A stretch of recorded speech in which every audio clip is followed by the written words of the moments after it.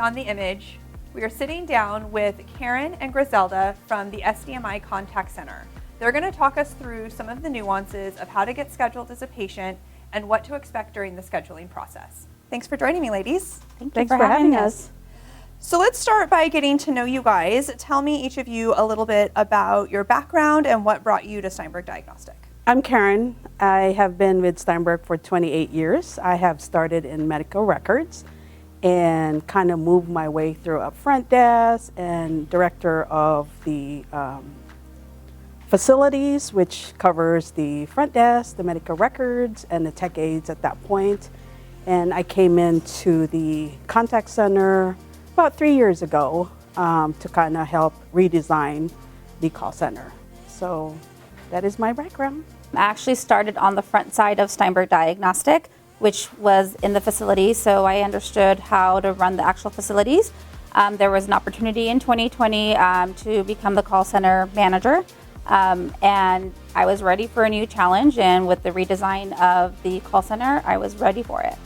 So talk to me a little bit about what that evolution of the contact center has looked like over the last couple of years. There's been a lot of changes. What has happened? When we redesign it, we want to make sure that one agent pretty much take care of the patient. So we schedule them, we add their insurance, we run eligibility, we let them know their patient estimate at that time, and if we have to submit auth, we submit auth. So walk me through, once that patient that is calling to schedule gets to that scheduling agent, what does that process look like? What can the patient expect to have happen during that call? So once they get to the patient care coordinator ready to schedule the appointment, the agent will go ahead and verify the patient's information, the demographics, pull up the referral. Now we do require a referral at the time of scheduling, so that is something that the patient care coordinator will verify that it's there, making sure that the test that we have with the current referral, that's what the patient wants to schedule.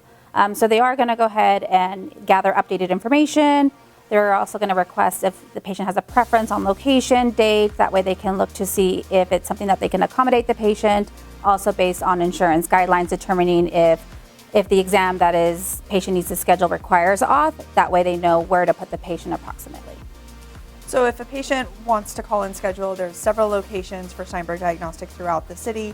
Can the patient just schedule at whatever location is convenient for them, regardless of the procedure that they need to have done? Not necessarily. So there is some procedures based that are set to certain locations based on the exam, that only those locations can do those exams.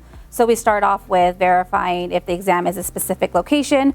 If it is, then the agent will let the patient know that this is the location that this exam could only be done, and what day were you looking for? Does that work for you? So your teams are scheduling for all kinds of different exams at all kinds of different locations. One would assume that you collaborate a lot with other departments and other team members throughout the organization. Talk to me about what that kind of collaboration and relationship looks like. Well, there are times that, especially our stat, that we do need to schedule between 48 to 72 hours. And there are times that our locations are booked. So we have to reach out to our chief techs if there's something that they can help us with, or some of our diagnostic mammogram ultrasound sometimes is very challenging to put those two exams together since it has to be back to back. So we do reach out to our chief techs or the technical leads in each location to see if there's something that they can do to help with the patient. So Gricelda, you mentioned a little bit about scheduling people out based on insurance. What are some of the guidelines that insurances have that you come up against that patients may or may not be aware of? So we do try to explain to the patient that if we have everything we need to schedule the appointment and obtain authorization, we'll go ahead and schedule 7 to 10 business days out. Most insurances take about 7 to 10 business days to process an authorization based off that need, and advise them that we'll go ahead and get it started. Once we get everything, if there is anything in between the way that is denied or we're missing, need additional information, we'll be more than happy to let your doctor's office know to see if they can help us through the process. What are some of the biggest complaints or concerns that patients bring up to you guys? So, wait time. How has technology influenced the operations of the contact center? I think a lot, especially with online scheduling. It really helped streamline the calls that we get, because A lot of patients now would rather just schedule online, right? They get the text once we receive the order, they click on it, go ahead and schedule. It's a faster process for them, and sometimes, we have patients that do not like to speak to people, so they just rather easily just click on the link and schedule on the line once we receive that order from the physician. And I think that's really important because when they call and our triage operator asks them if the doctor had faxed the referral, so when we look at their account and there's no referral at that moment, so we explain to them that, let me verify your phone number, because once your doctor sends the order to us, we have a team of a referral department that will put that referral in the system. And once it gets to the system, they will send a notification to the patient and let them know that we have received an order from your doctor. Please give us a call or schedule online. So that the patient like a lot, and we like that as well, so that they don't have to keep calling back. We will just notify them as soon as we get the order. Tell me what you guys think sets SDMI apart as a business. To me, change is very fundamental to the organization's success. What sets us apart is that we need to take care of the patient's needs and adjust whether it's workflow or our processes to make sure that we can consistently provide their needs. I think that would, help us be successful in that way, because again, that's, it's ever-changing needs of our valued patient. I think what sets apart from other SDMI organizations is our patient care. We're all about the patient. We're all about taking care of the patient's needs regardless. We'll do what we can to take care of the patient. And I think that every department in the organization has that thought. What is the most rewarding part of your position? I think the most rewarding part for me is being able to, at the end of the day, taking care of that patient regardless of the situation, regardless of what happened or what scenario it was, is just helping to take care of the patient to be able to get them what they need, basically based off of what they need as far as their results or exam. Some of them just got recently diagnosed with cancer, so they're just pending those results and they just want to be taken care of and heard of. Yeah, and I agree, because I've been in the front end of it, and at one point I was like, well, behind the scene, is it still rewarding? And I can honestly say it is very rewarding, because again, they come to us, we are a diagnostic place, because they want to know if they're fractured, they want to know if they have a lump in their breast, they want to know if they have cancer, is the cancer back, or why are they in pain for 12 months, right? So they want to schedule the appointment sooner than later. So you've both been here for a really long time. You've worked on the front lines in the facilities, now in the scheduling side of things. Thinking back across all of those years, what is your most memorable patient or most memorable experience? I've had, even when I was in the office, I've had patients come back to me and just thank me, even just give me a hug, or, having that warm feel, like once the patient comes back and they're like, thank you so much for helping me, or thank you, I really appreciate it. That's an extra, that feels rewarding to me, just because, they took the time to come back just to say thank you. So that means a lot to me. And I usually, go over patient complaint. Sometimes, it's looking at those complaints that they just want to come in sooner, right?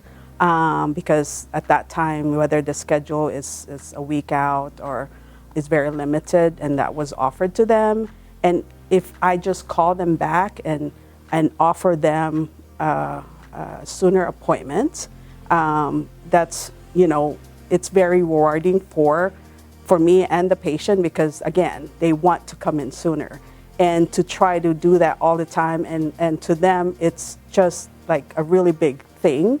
But to me, it's just my job to get them in sooner, because again, my job also is to fill the schedule in, right? And so it's a win-win for both of us, and get them in sooner, and at the same time, we can take care of them. And just how they are so thankful that, and you could tell that it's really important to them that they get in sooner. So it's just a rewarding in that way. They appreciate the call, that we took the extra time to give them a call and see what we have to offer them. So you've talked to a lot of patients over the years, and I'm sure you've heard a lot of stories. How do you deal with the emotional aspect of knowing such intimate details about perfect strangers? I think it's hard because I'm a very emotional person, regardless of what it is, right? I very take it personally because I try to put myself in their shoes, right? I sometimes listen to stories and I say, well, that could be my mom, that could be my grandma. I'm sorry. But I mean, that takes a lot, right? I always tell everyone, all of our employees, put yourself in their shoes. Just listen to them. They want to be heard. They want to know that you understand their situation. And even as just going the extra mile and just listening to them, even though if we can't do much at that point, they'll be very thankful for just listening. And again, just putting yourself in their shoes. It's, again, like I said, I'm a very emotional person. So regardless of what it is, I mean, I really take it to heart. So how do you instill that in your team and encourage them to have that same heart for your patients?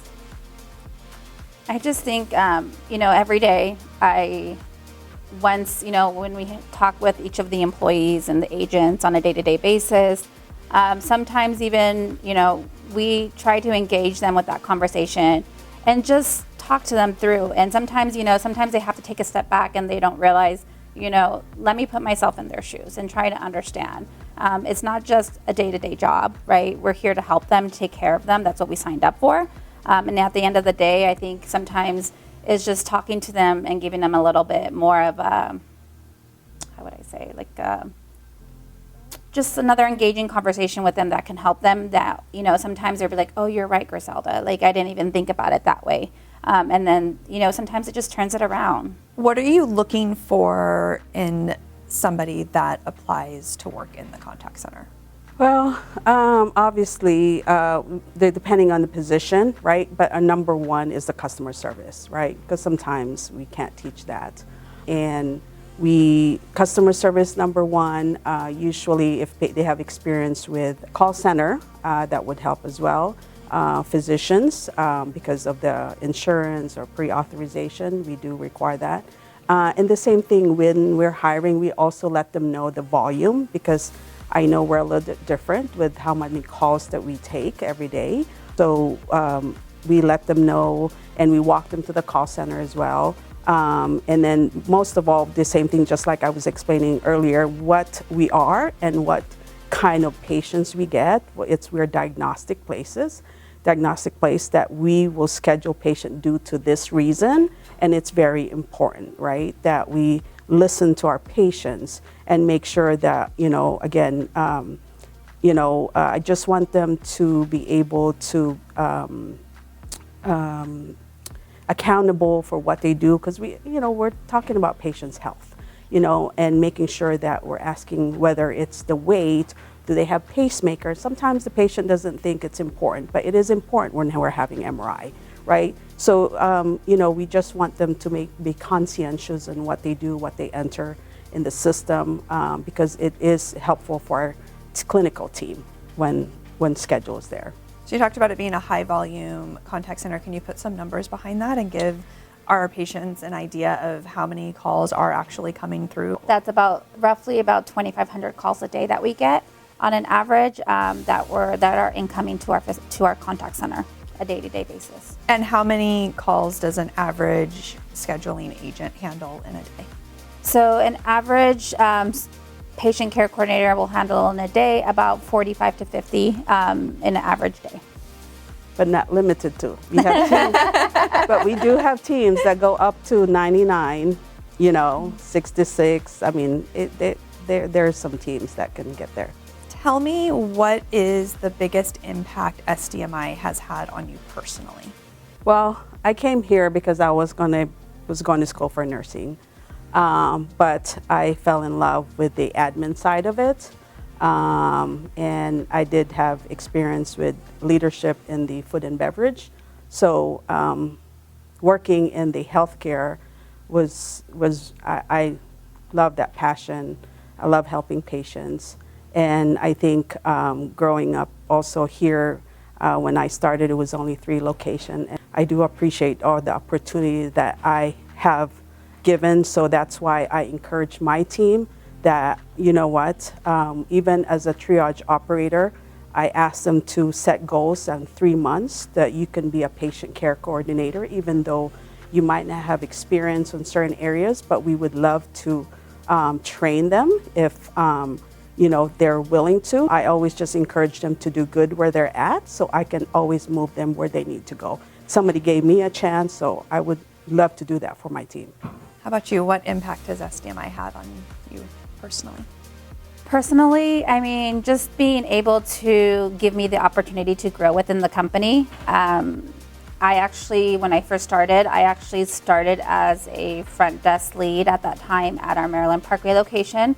Right, as coming in from the outside into a leadership role, it was very hard, right? And being able to be given the opportunity to be able to grow within the company, not knowing from being a leadership prior to Steinberg Diagnostic. So let's talk about that. Some of the data that is monitored on a daily basis so that you guys know what's going on. I don't think patients understand how much goes into what you're looking at in the contact center. You mentioned you can see how many patients are on hold, what hold times are, what some of the other data that you guys are looking at daily or weekly to make sure that the contact center is running smoothly. Our current within our agents, that we have the ability to see how long the patient's been on the call with an agent. So we have the opportunity to listen in, help them if they need help within their call. Also the ability to see, okay, how many calls did the agent took, how many appointments did they schedule. So we're running all those numbers constantly to making sure our contact center is running consistently on a good flow. If you could give patients one piece of advice, what would you tell them? Be patient with us. That's great. Because we are there to answer. It's just sometimes the whole time it's very challenging. We ask them to be patient with us.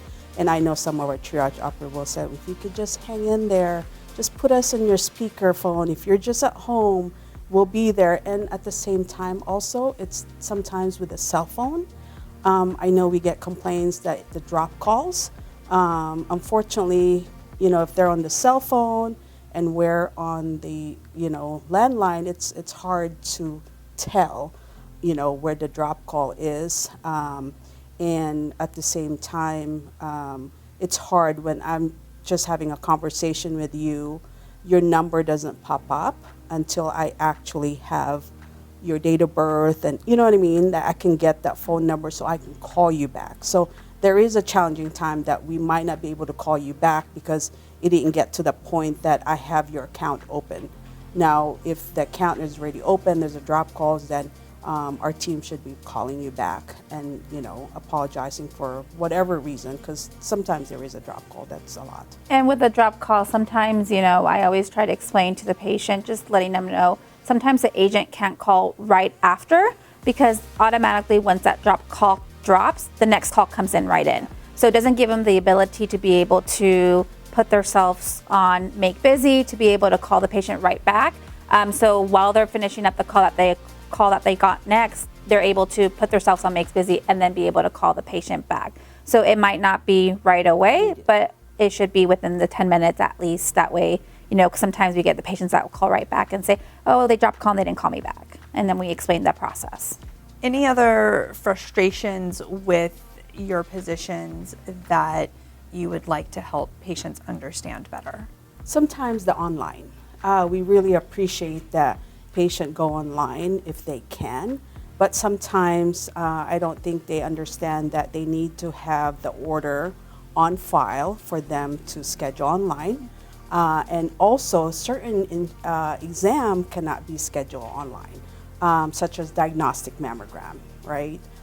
So sometimes they don't understand that. And that's why it's nice if they would be aware, or sometimes when I have opportunity to tell them, I do apologize, however, with this exam you cannot schedule online, or they answer certain questions. If they have metal in their body, it doesn't allow them. So yes, our online is really nice for patients to schedule. However, there are some challenges that sometimes they just need to know or, understand why it's not happening. Any other frustrations that you'd like to address with patients? I know the biggest thing that we do get is the referral part. A lot of patients think that because their insurance doesn't require a referral, that they can still be seen with us regardless of the exam. And unfortunately, sometimes we do have to explain to them we are a referral-based company, and because we are exposing them to radiation, doing some sort of type of injection, we want to make sure that the doctor agrees to what the patient needs. So we explain to them that this is why we need the referral. And also, I think our specialty team, which is our nuclear medicine, PET, and specials, their process is a little bit different. We want to get the referral first, clinicals, and then we have our clinical team review it, and then gives it back to our scheduling team. And at that point, they verify the insurance, authorization, and then we text the patient or call the patient to schedule at that point. So it's a little backwards from the regular exam. So that's why sometimes it's a little frustrating for our patients, because it does take a while for our PET, or because we only, once again, we only have the referral, we didn't have the clinicals, or it's incomplete, we got to push it back to the doctor. So that can take time. And those high-end exam, I know patient wants to get it done sooner. Sounds like there's a lot of nuances within the contact center. Talk to me about what does the training process look like for somebody who's new to your team? So we start, so anyone new within our contact center, we start them off learning how to do the scheduling triage operator regardless of their position. That way they understand the process, they understand the system, they get familiar with the test, how to work the software that we use, getting them comfortable, knowing what to expect.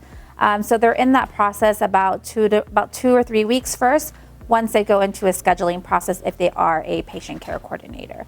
Once they are a patient care coordinator and ready to learn how to schedule, we have our call center supervisor that does the scheduling training for them, does a 3-day course with them one-on-one, and then performs with shadowing a patient care coordinator agent. So it can take a process. I would say for a patient care coordinator to be fully up and going can take about maybe 30, 45 days at least. Yeah. So a good 4 to 6 weeks before somebody's really comfortable with scheduling. So there's a chance that as a patient calling in, they could be getting somebody that is relatively new to the process. Because in the first 45 days, we want them to champion the scheduling piece. And then there's still the insurance and the other coverage, eligibility, and all that stuff. But yes, 45 days, usually we want them to champion the scheduling piece. So I have one question that I like to end all of my conversations with, and that is, what would your younger self be most proud of you for or most surprised by?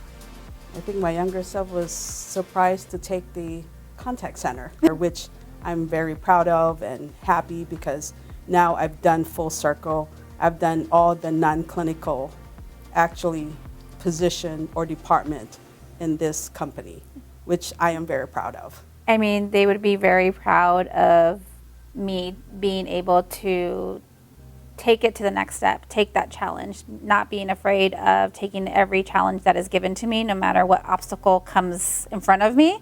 I think that's the biggest part I think they would be very proud of, that I don't let anything stop me and I just keep going and going till we get where we need to be.